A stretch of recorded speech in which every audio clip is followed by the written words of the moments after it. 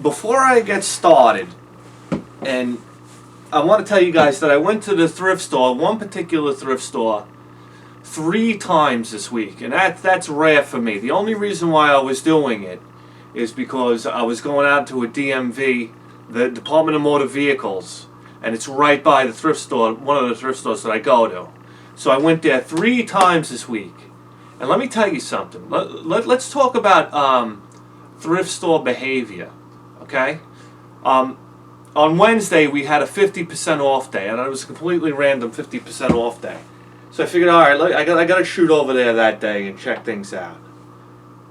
You got people that are running through the thrift store. I mean, I admit sometimes I get excited about something, and I'll hustle over there to get it or whatnot.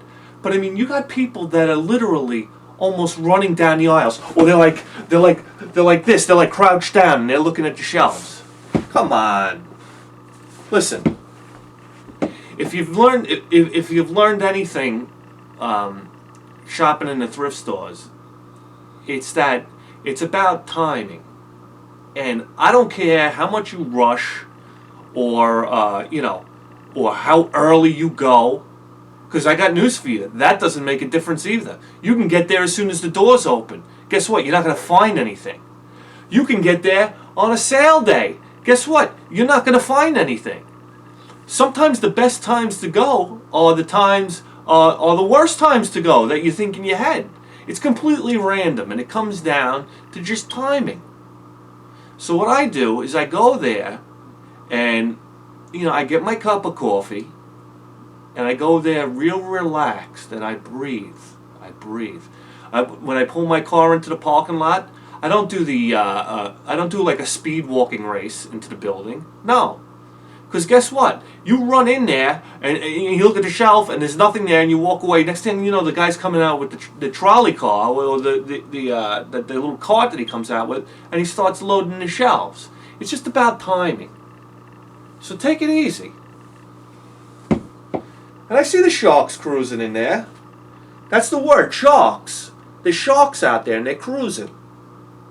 I see guys running around with video games and whatnot. No, stop the running around. Anyway, on that note, I was at the DMV because I'm registering a motorcycle. I got this old Yamaha motorcycle off of Craigslist for like $300. And the thing gets like 65 miles to the gallon. So now, when I do like a Craigslist deal, I hop on the motorcycle 65 miles to the gallon. I don't care where on Long Island or in New York the goddamn thing is. I'm there like that. So just watch out there, guys, because you got a shark. What do they call it? The megalodon. The megalodon is out there cruising. So anyway, this is what you're up against. And you know what else you're up against? When you go to garage sales, and I see people do this. I was at one garage sale, and a guy drove by in his car. He stopped. He yelled out the window, "You got any weed whackers?" And the guy running the garage sale was like, "No." And then, brrr, screeching tires, he was out of there.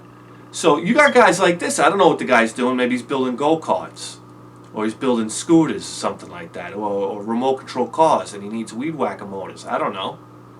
But you got guys that do this, and because I talk to a lot of guys that go out in my area.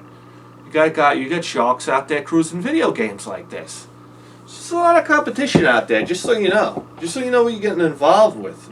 But I can tell you what, you could be as crafty as you want to be when it comes to garage sales and thrift stores. And I'm going to go back to this again. It's all about timing. So you know. Don't get a crick in your back. Just relax and do your thing. You're going to hit. As long as you're consistent, you're going to hit. You can't miss. There's too much stuff out there. So relax. But on a different note, I got a new subscriber. His name is Mike Gardner. And we've been chatting about things. He brought up a very interesting statement. I got a real great deal on a game that I could make a lot of money off of if I sold it on eBay or whatnot. And he said, that's good, that can cover some of your gas money. And you know what? He makes a really, really good point. Gas money's a big part of this whole deal when you're running around from thrift store to garage sale to pawn shop. You know, gas is like for around here for 87, it's $4 a gallon now. So that's something to consider. And when you're driving this V8 muscle machine that I'm driving out here, okay, the SR71 Blackbird, it's not cheap. We're talking about maybe 11, maybe 12 miles to the gallon. That big V8 in there is sucking down some gas. So anyway, we got this motorcycle, so that's going to really help things out. And Mike Gardner, big shout out to him. I mean, you can go to his you can go to his page his channel if you want to see like a bad supercharger pulley. So let me show you what we got. We went Monday, we went Wednesday, and we went Thursday. We didn't pick up anything on sale, so everything you've seen, I got hammered on the price. So let's check it. Let's check out what we got here. Okay. We're gonna stick to genre here, and believe it or not, this is the order that I got the stuff. All right. This is something I thought was a cool find, because I never find Super Nintendo games. You know, I know there's a lot of it out there. I just don't know where it is.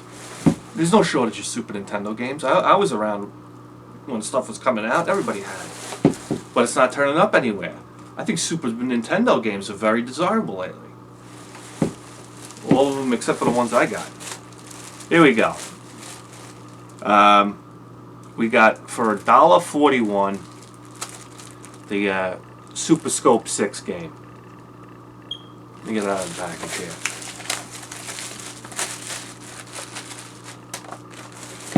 Super Scope 6. I'm pretty sure you need like the light cannon for this, or whatever that thing was. Which I don't have, but hey, I mean $1.41 for a Super Nintendo game in good shape with the little dust cover on there. All right, and we got NBA Jam for $1.41. I thought that was a pretty hot pickup.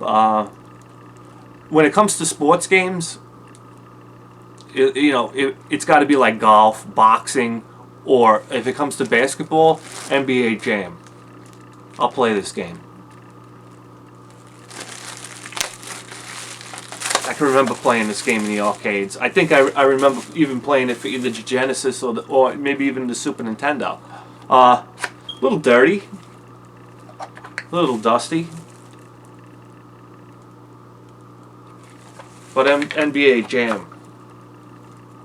That's probably one of the most successful sports games, I guess, that ever hit the arcades. I can remember crowds around an NBA Jam machine. You make a sports game that can pack an arcade machine like that. I don't know. Mutant League Football, was that in the arcades? All right, so we got two Super Nintendo game pickups for $1.41 each. That I get pretty excited about, because I have 5 or 6 Super Nintendo games. Okay.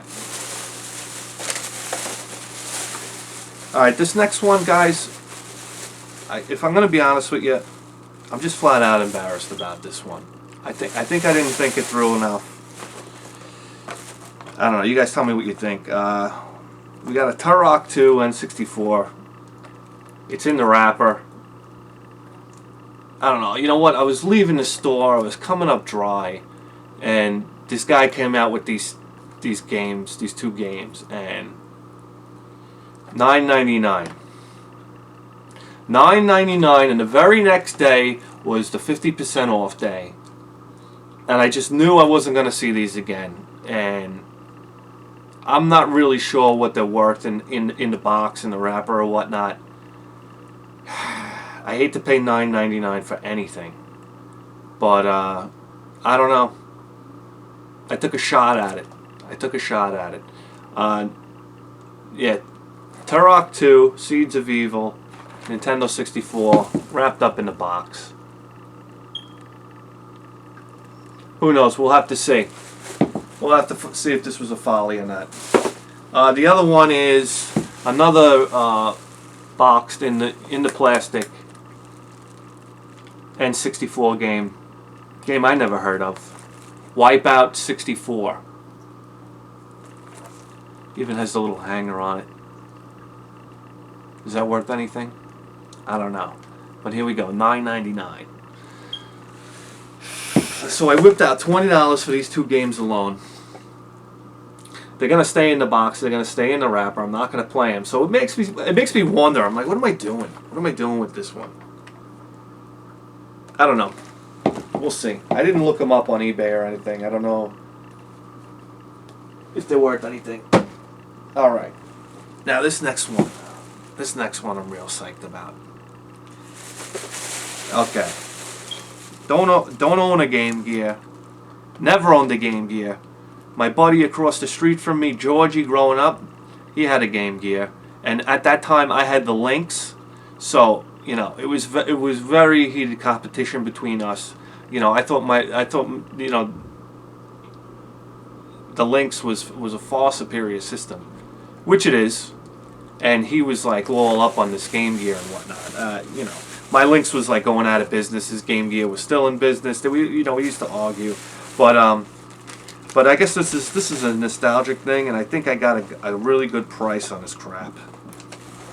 Okay, in the box, Riddick Bowl boxing for the Game Gear in a box that's just it's in flawless condition. And I'm not a box guy. I don't really care about having the box. It's nice, but to be honest with you, I want to be able to play the games and whatnot. Which isn't to say that you can't play the games, but to be honest with you, it takes up a lot of friggin' space. But anyway, I know how everybody feels about the box. So, Riddick Bowl boxing for the Game Gear in a box for 99 cents. That's killer. I don't care where you're from, that's killer. And it's inside, you know, everything's in here. And everything's in mint condition. You got the instructions here. Little cardboard insert with the game. I mean, this kicks ass. So we got Riddick Bowl boxing. We got NBA Jam, same deal.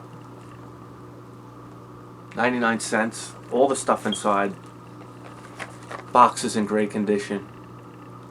Even has a little hologram sticker on the side, NBA.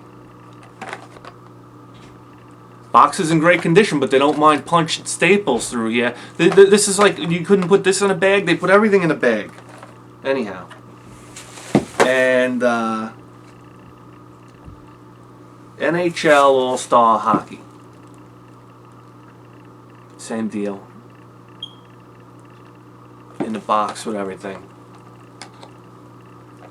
So that was a pickup, and all for 99 cents. I thought that was a great, you know, $3 for this crap.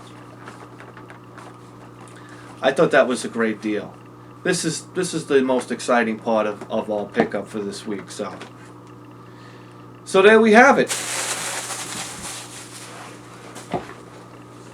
We got three box Game Gear games. 2 N64 games still in the wrapper, and 2 Super Nintendo games. That's it, guys.